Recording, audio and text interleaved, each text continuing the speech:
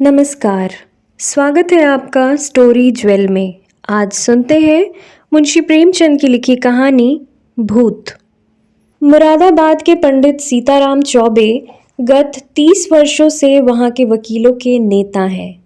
उनके पिता उन्हें बाल्यावस्था में ही छोड़कर परलोक सिधारे थे। घर में कोई संपत्ति न थी। माता ने बड़े बड़े कष्ट झेलकर उन्हें पाला और पढ़ाया। सबसे पहले यह कचहरी में 15 रुपए मासिक पर नौकर हुए। फिर वकालत की परीक्षा दी, पास हो गए। प्रतिभा थी। 2 ही 4 वर्षों में वकालत चमक उठी। जब माता का स्वर्गवास हुआ तब पुत्र का शुमार जिले के गणमान्य व्यक्तियों में हो गया था। उनकी आमदनी 1000 रुपए महीने से कम न थी। एक विशाल भवन बनवा लिया था। कुछ जमींदारी ले ली थी, कुछ रुपए बैंक में रख दिए और कुछ लेन देन में लगा दिए थे। इस समृद्धि पर 4 पुत्रों का होना उनके भाग्य को आदर्श बनाए हुए था। चारों लड़के भिन्न भिन्न दर्जों में पढ़ते थे, मगर ये कहना कि सारी विभूति चौबे जी के अनवरत परिश्रम का फल थी, उनकी पत्नी मंगला देवी के साथ अन्याय करना है। मंगला बड़ी सरल, गृह कार्य में कुशल और पैसे का काम धेले में चलाने वाली स्त्री थी। जब तक अपना घर न बसा, उसने 3 रुपए महीने से अधिक का मकान किराए पर नहीं लिया और रसोई के लिए मिसराइन तो उसने अब तक न रखी थी। उससे अगर कोई व्यसन था तो गहनों का, और चौबे जी को भी अगर कोई व्यसन था तो स्त्री को गहने पहनाने का। ये सच्चे पत्नी परायण मनुष्य थे। साधारणतः महफिल में वेश्याओं से हंसी मजाक कर लेना उतना बुरा नहीं समझा जाता, पर पंडित जी अपने जीवन में कभी नाच गाने की महफिल में गए ही नहीं। 5 बजे तड़के से लेकर 12 बजे रात तक उनका व्यसन, मनोरंजन, पढ़ना लिखना, अनुशीलन जो कुछ था कानून था। न उन्हें राजनीति से प्रेम था, न जाति सेवा से। ये सभी काम उन्हें व्यर्थ से जान पड़ते थे। उनके विचार में अगर काम उनके लायक था तो बस कचहरी जाना, बहस करना, रुपए जमा करना और भोजन करके सोए रहना। जैसे वेदांती को ब्रह्मा के अतिरिक्त जगत मिथ्या जान पड़ता है, वैसे ही चौबे जी को कानून के सिवा सारा संसार मिथ्या प्रतीत होता था। सब माया थी, एक कानून ही सत्य था। चौबे जी के मुख चंद्र में केवल एक कला की कमी थी, उनके कोई कन्या न थी। पहलौठी कन्या के बाद कन्या हुई ही नहीं और न अब होने की आशा ही थी। स्त्री पुरुष दोनों उस कन्या को याद करके रोया करते थे। लड़कियां बचपन में लड़कों से ज्यादा चोंचले करती है। उन चोंचलों के लिए दोनों प्राणी विकल रहते। माँ सोचती, लड़की होती तो उसके लिए गहने बनवाती, उसके बाल बनाती। लड़की पैजनिया पहने ठुमक ठुमक आंगन में चलती तो कितना आनंद आता। चौबे जी सोचते, कन्यादान के बिना मोक्ष कैसे होगा। कन्यादान महादान है। जिसने यह दान न दिया उसका जन्म ही वृथा गया। आखिर यह लालसा इतनी प्रबल हुई कि मंगला में अपनी छोटी बहन को बुलाकर कन्या की भांति पालने का निश्चय किया। क्योंकि माँ बाप निर्धन थे, राजी हो गए। यह बालिका मंगला की सौतेली माँ की कन्या थी। बड़ी सुंदर और बड़ी चंचल थी। नाम था बिन्नी। चौबे जी का घर उसके आने से खिल उठा। 2-4 ही दिनों में लड़की अपने माँ बाप को भूल गई। उसकी उम्र तो केवल 4 वर्ष की थी, पर उसे खेलने की अपेक्षा कुछ काम करना अच्छा लगता था। मंगला रसोई बनाने जाती तो बिन्नी भी उसके पीछे पीछे जाती। उससे आटा गूंथने के लिए झगड़ा करती। तरकारी काटने में उसे बड़ा मजा आता था। जब तक वकील साहब घर पर रहते तब तक उनके साथ दीवान खाने में बैठी रहती। कभी किताबें उलटती, कभी दवात कलम से खेलती। चौबे जी मुस्कुरा कर पूछते, बेटी मार खाओगी? बिन्नी कहती, तुम मार खाओगे, मैं तुम्हारे कान काट लूंगी। इस पर दीवान खाने में खूब कह कहे उठते। वकील साहब कभी इतने बाल्यवत्सल न थे। अब बाहर से आते तो कुछ न कुछ सौगात बिन्नी के वास्ते जरूर लाते और घर में कदम रखते ही पुकारते, बिन्नी बेटी चलो। बिन्नी दौड़ती हुई आकर उनकी गोद में बैठ जाती। मंगला एक दिन बिन्नी को लिए बैठी थी। इतने में पंडित जी आ गए।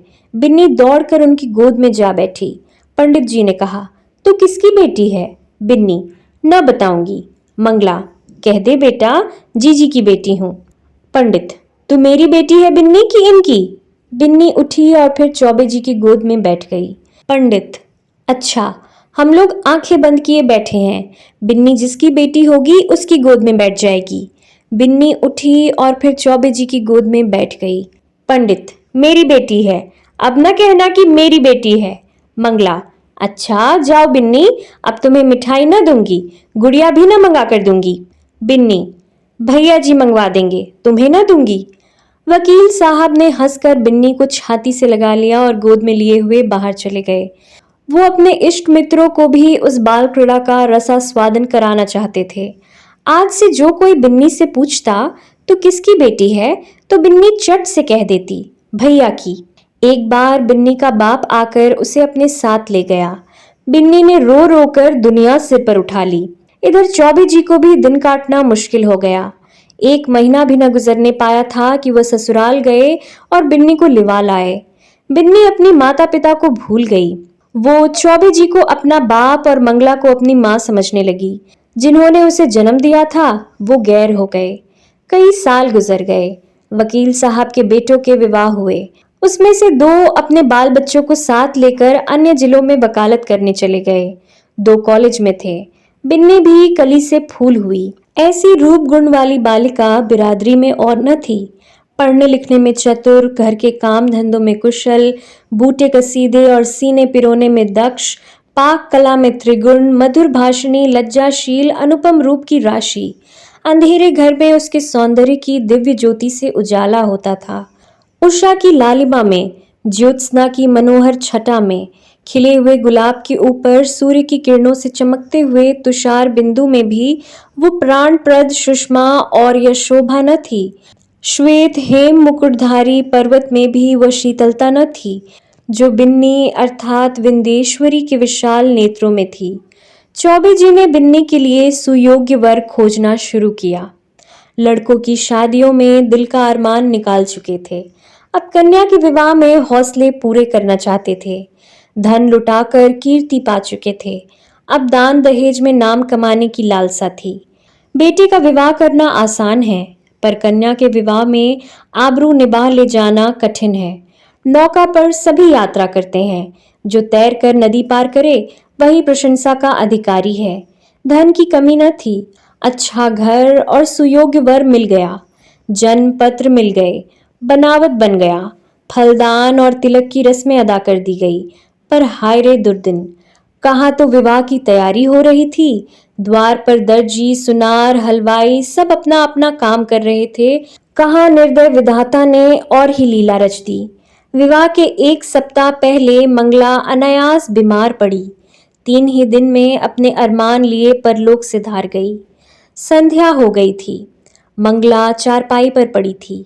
बेटे, बहुएं, पोते, पोतियां सब चारपाई के चारों ओर खड़े थे। बिन्नी पैतानी बैठी मंगला के पैर दबा रही थी। मृत्यु के समय की भयंकर निस्तब्धता छाई हुई थी। कोई किसी से न बोलता था।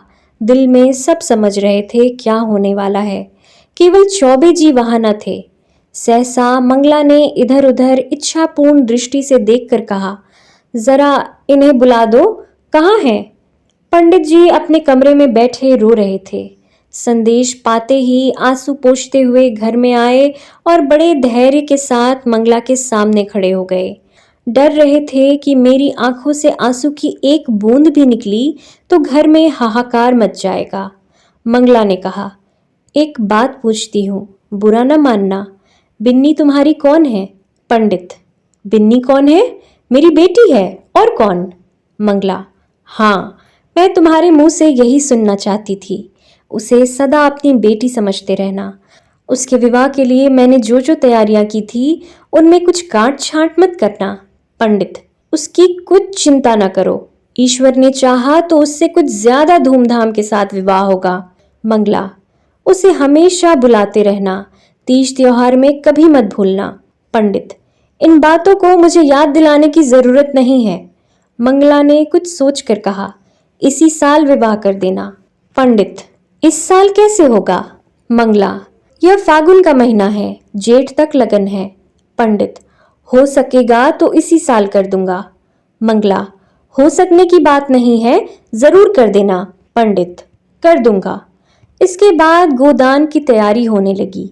बुढ़ापे में पत्नी का मरना, बरसात में घर का गिरना है, फिर उसके बनने की आशा नहीं।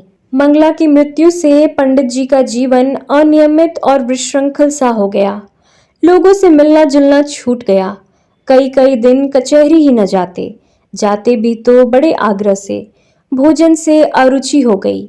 विंदेश्वरी उनकी दशा देख देख कर दिल में कुढ़ती और यथासाध्य उनका दिल बहलाने की चेष्टा किया करती थी। उन्हें पुराणों की कथाएं पढ़कर सुनाती, उनके लिए तरह तरह की भोजन सामग्री पकाती और उन्हें आग्रह अनुरोध के साथ खिलाती थी। जब तक वो न खा लेते तब तक कुछ न खाती थी। गर्मी के दिन थे। रात को बड़ी देर तक उनके पैताने बैठी पंखा चला करती और जब तक वह न सो जाते तब तक आप भी सोने न जाती। वो जरा भी सिर दर्द की शिकायत करते तो तुरंत उनके सिर में तेल डालती। यहाँ तक कि रात को जब उन्हें प्यास लगती तब खुद दौड़कर आती और उन्हें पानी पिलाती। धीरे धीरे चौबे जी के हृदय में मंगला केवल एक सुख की स्मृति रह गई। एक दिन चौबे जी ने बिन्नी को मंगला के सब गहने दे दिए। मंगला का यह अंतिम आदेश था। बिन्नी फूली न समाई। उसने एक दिन अच्छा बनाव श्रृंगार किया। जब संध्या के समय पंडित जी कचहरी से आए तो वह गहनों से लदी हुई उनके सामने कुछ लजाती और मुस्कुराती हुई आकर खड़ी हो गई। पंडित जी ने सतृष्ण नेत्रों से देखा। विंदेश्वरी के प्रति अब उनके मन में एक नया भाव अंकुरित हो रहा था। मंगला जब तक जीवित थी वो उनके पिता पुत्री के भाव को सजग और पुष्ट करती रहती थी। अब मंगला न थी, अतएव वो भाव दिन ब दिन शिथिल होता जाता था। मंगला के सामने बिन्नी एक बालिका थी। मंगला की अनुपस्थिति में वो एक रूपवती युवती थी, लेकिन सरल हृदय बिन्नी को इसकी रत्ती भर भी खबर न थी कि भैया के भावों में क्या परिवर्तन हो रहा है। उसके लिए वो पिता के तुल्य भैया थे। वो पुरुष के स्वभाव से अनभिज्ञ थी। नारी चरित्र में अवस्था के साथ मातृत्व का भाव दृढ़ होता जाता है। यहाँ तक कि एक समय ऐसा आता है जब नारी की दृष्टि में युवक मात्र पुत्र तुल्य हो जाते हैं। उसके मन में विषय वासना का लेश भी न रह जाता। किंतु पुरुषों में यह अवस्था कभी नहीं आती। उनकी कामेंद्रियां क्रियाहीन भले ही हो जाएं, पर विषय वासना संभवतः और भी बलवती हो जाती है। पुरुष वासनाओं से कभी मुक्त नहीं हो पाता, बल्कि ज्यों ज्यों अवस्था ढलती है त्यों त्यों ग्रीष्म ऋतु के अंतिम काल की भांति उसकी वासना की गर्मी भी प्रचंड होती जाती है। वो तृप्ति के लिए नीच साधनों का सहारा लेने को भी प्रस्तुत हो जाता है। जवानी में मनुष्य इतना नहीं गिरता, उसके चरित्र में गर्व की मात्रा अधिक रहती है, जो नीच साधनों से घृणा करती है। वो किसी के घर में घुसने के लिए जबरदस्ती कर सकता है, किंतु परनाले के रास्ते नहीं जा सकता। पंडित जी ने बिन्नी को सतृष्ण नेत्रों से देखा और फिर अपनी इस उच्च श्रृंखलता पे लज्जित होकर आंखें नीची कर ली। बिन्नी उसका कुछ मतलब न समझ सकी। पंडित जी बोले, तुम्हें देखकर मुझे मंगला की उस समय की याद आ रही है जब वो विवाह के समय यहाँ आई थी। बिल्कुल ऐसी ही सूरत थी, यही गोरा रंग, यही प्रसन्न मुख, यही कोमल गाल, यही लजीली आंखें। वो चित्र अभी तक मेरे हृदय पट पर खिंचा हुआ है, कभी नहीं मिट सकता। ईश्वर ने तुम्हारे रूप में मेरी मंगला मुझे फिर दे दी। बिन्नी, आपके लिए क्या जलपान लाऊं? पंडित, ले आना, अभी बैठो, मैं दुखी हूं। तुमने मेरे शोक को भुला दिया है। वास्तव में तुमने मुझे जिला लिया, नहीं तो मुझे आशा न थी कि मंगला के पीछे मैं जीवित रहूंगा। तुमने मुझे प्राण दान दिया, नहीं जानता तुम्हारे चले जाने पर मेरी क्या दशा होगी। बिन्नी, कहाँ चले जाने के बाद? मैं तो कहीं नहीं जा रही हूँ। पंडित, क्यों? तुम्हारे विवाह की तिथि आ रही है, चली ही जाओगी? बिन्नी, ऐसी क्या जल्दी है? पंडित, जल्दी क्यों नहीं है? जमाना हंसेगा। बिन्नी, हंसने दीजिए, मैं यहीं आपकी सेवा करती रहूंगी। पंडित, नहीं बिन्नी, मेरे लिए तुम क्यों हलकान होगी? मैं अभागा हूं, जब तक जिंदगी है जीऊंगा, चाहे रोकर जीऊं चाहे हंसकर। हंसी मेरे भाग्य से उठ गई। तुमने इतने दिनों संभाल लिया, यही क्या कम एहसान किया? मैं यह जानता हूँ कि तुम्हारे जाने के बाद कोई खबर लेने वाला नहीं रहेगा। यह घर तहस नहस हो जाएगा और मुझे घर छोड़कर भागना पड़ेगा। पर क्या किया जाए, लाचारी है। तुम्हारे बिना अब मैं क्षण भर भी नहीं रह सकता। मंगला की खाली जगह तो तुमने पूरी की, अब तुम्हारा स्थान कौन पूरा करेगा? बिन्नी, क्या इस साल नहीं रुक सकता? मैं इस दशा में आपको छोड़कर नहीं जाऊंगी। पंडित, अपने बस की बात तो नहीं। ये लोग आग्रह करेंगे तो मजबूर होकर करना ही पड़ेगा। बिन्नी, बहुत जल्दी मचाए तो आप कह दीजिएगा अब नहीं करेंगे। उन लोगों के जी में जो आए करे। क्या यहाँ कोई उनका दबैल बैठा हुआ है? पंडित, वे लोग तो अभी से आग्रह कर रहे हैं। बिन्नी, आप फटकार क्यों नहीं देते? पंडित, करना तो है ही, फिर विलंब क्यों करे? यह दुख और वियोग तो एक दिन होना ही है। अपनी विपत्ति का भार तुम्हारे सिर क्यों रखूं? बिन्नी, दुख सुख के काम ना आऊंगी तो और किस दिन काम आऊंगी? पंडित जी के मन में कई दिनों तक घोर संग्राम होता रहा। वो अब बिन्नी को पिता की दृष्टि से न देख सकते थे। बिन्नी अब मंगला की बहन और उनकी साली थी। जमाना हंसेगा तो हंसे, जिंदगी तो आमाद से गुजरेगी। उनकी भावना कभी इतनी उल्लासमयी न थी। उन्हें अपने अंगों में फिर जवानी की स्फूर्ति का अनुभव हो रहा था। वो सोचते, बिन्नी को मैं अपनी पुत्री समझता था, पर यह मेरी पुत्री तो है ही नहीं। इस तरह समझने से क्या होता है, कौन जाने ईश्वर को यही मंजूर हो, नहीं तो बिन्नी यहाँ आती ही क्यों? उसने इसी बहाने से यह संयोग निश्चित कर दिया होगा। उसकी लीला तो अपरंपार है। पंडित जी ने वर के पिता को सूचना दे दी। कुछ विशेष कारणों से इस साल विवाह नहीं हो सकता।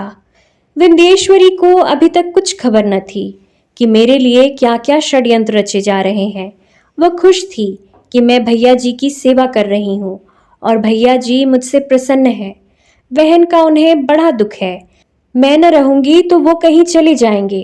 कौन जाने साधु सन्यासी हो जाए, घर में कैसे मन लगेगा? वो पंडित का मन बहलाने का निरंतर प्रयत्न करती रहती थी। उन्हें कभी मन मारे न बैठने देती। पंडित जी का मन अब कचहरी में न लगता था। घंटे 2 घंटे बैठकर चले आते थे। युवकों के प्रेम में विकलता होती है और वृद्धों के प्रेम में श्रद्धा। वे अपने यौवन की कमी को खुशामद से, मीठी बातों से और हाजिर जवाबी से पूर्ण करना चाहते हैं। मंगला को मरे अभी 3 ही महीने गुजरे थे कि चौबे जी ससुराल पहुंचे। सास ने मुंह मांगी मुराद पाई। उनके 2 पुत्र थे। घर में कुछ पूंजी न थी। उनके पालन और शिक्षा के लिए कोई ठिकाना नजर न आता था। मंगला मर चुकी थी। लड़की का ज्यों ही विवाह हो जाएगा, वो अपने घर की हो रहेगी। फिर चौबे जी से नाता ही टूट जाएगा। वो इसी चिंता में पड़ी हुई थी कि चौबे जी पहुंचे, मानो देवता स्वयं वरदान देने आए हों। जब चौबे जी भोजन करके लेटे तो सास ने कहा, भैया, अभी कहीं बातचीत हुई कि नहीं? पंडित, अम्मा, अब मेरे विवाह की बातचीत क्या होगी? सास, क्यों भैया, अभी तुम्हारी उम्र ही क्या है? पंडित, करना भी चाहूं तो बदनामी के डर से नहीं कर सकता, फिर मुझे पूछता ही कौन है? सास, पूछने को हजारों है, दूर क्यों जाऊं? अपने घर में ही लड़की बैठी हुई है। सुना है तुमने मंगला के सब गहने बिन्नी को दे दिए हैं। कहीं और विवाह हुआ तो ये कई हजार की चीजें तुम्हारे हाथ से निकल जाएंगी। तुमसे अच्छा वर मैं कहाँ पाऊंगी? तुम उसे अंगीकार कर लो तो मैं तर जाऊं। अंधा क्या मांगे, 2 आंखें? चौबे जी ने मानो विवश होकर सास की प्रार्थना स्वीकार कर ली। बिन्नी अपने गांव के कच्चे मकान में अपनी माँ के पास बैठी हुई है।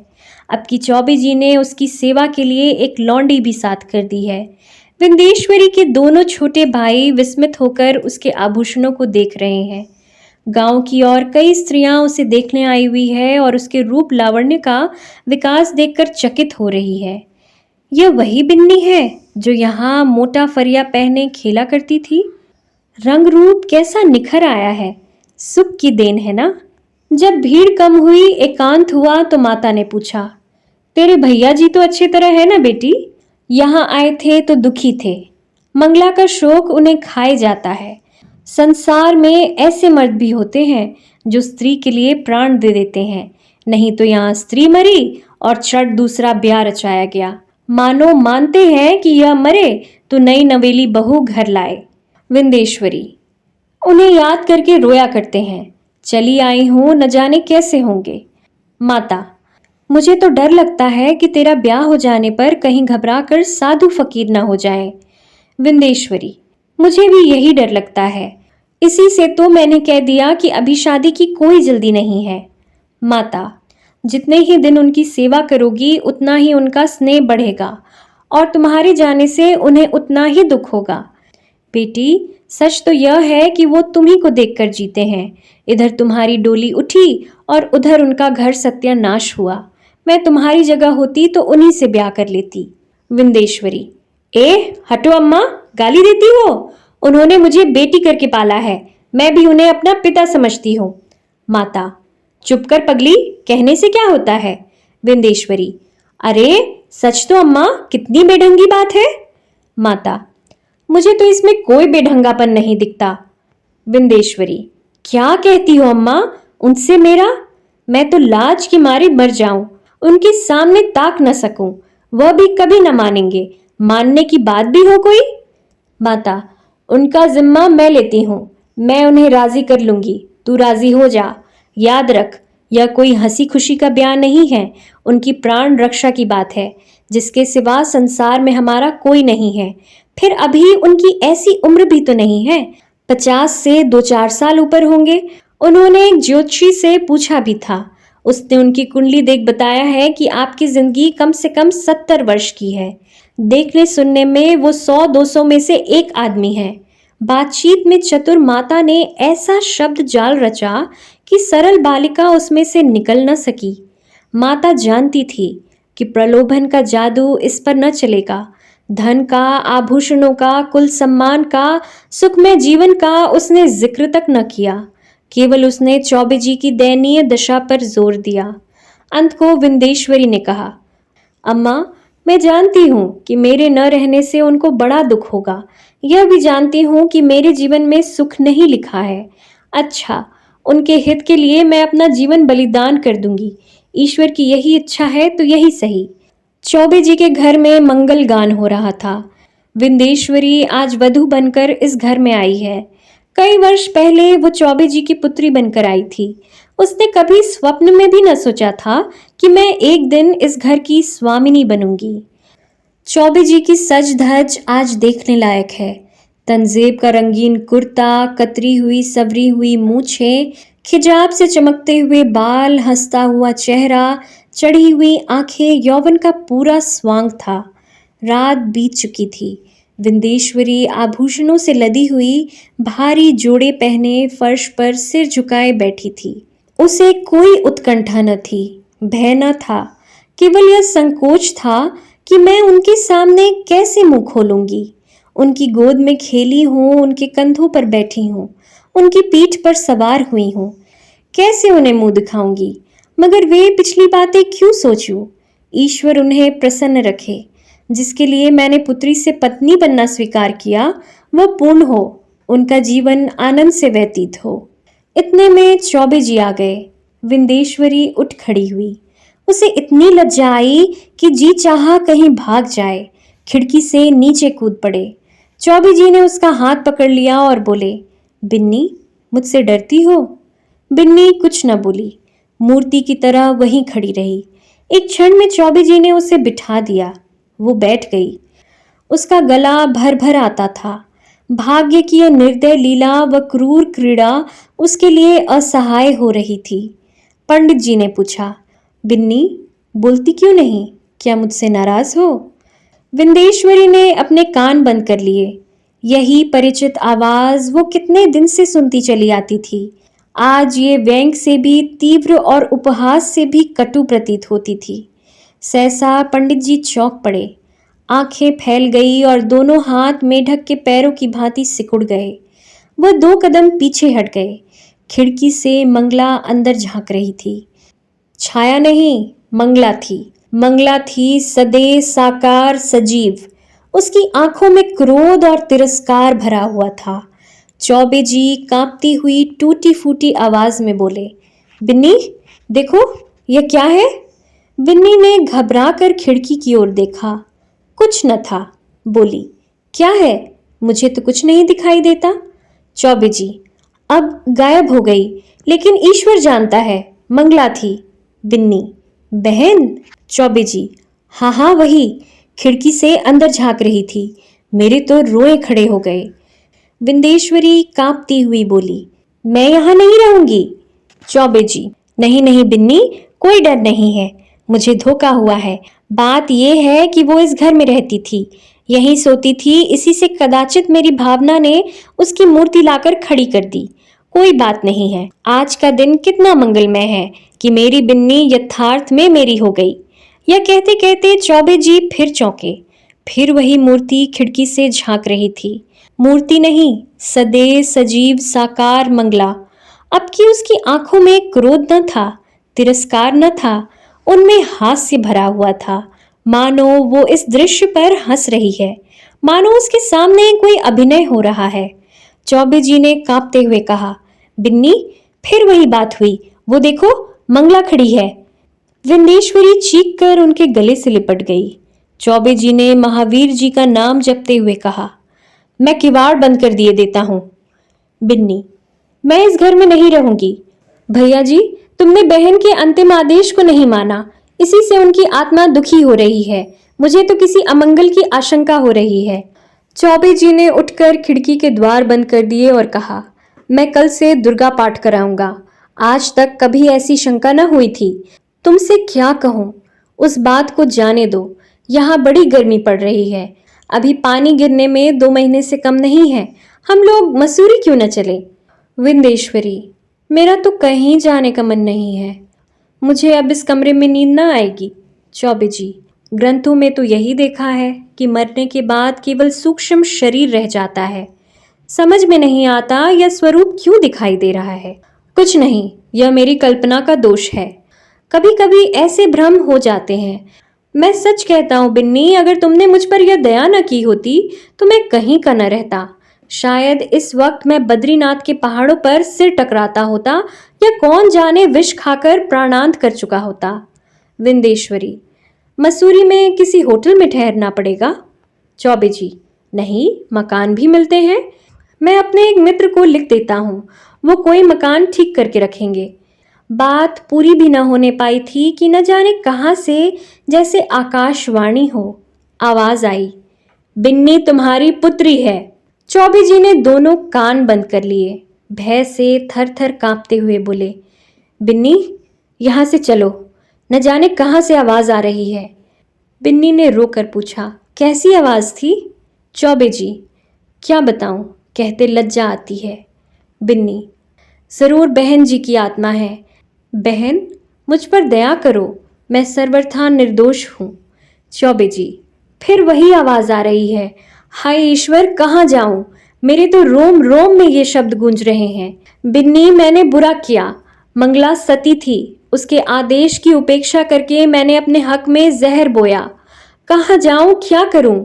यह कहकर चौबे जी ने कमरे के किवाड़ खोल दिए और बेतहाशा भागे। अपने मर्दाने कमरे में पहुंचकर वह गिर पड़े, मूर्छा आ गई। विंदेश्वरी भी दौड़ी, पर चौखट से बाहर निकलते ही गिर पड़ी। अभी आप सुन रहे थे मुंशी प्रेमचंद की लिखी कहानी भूत।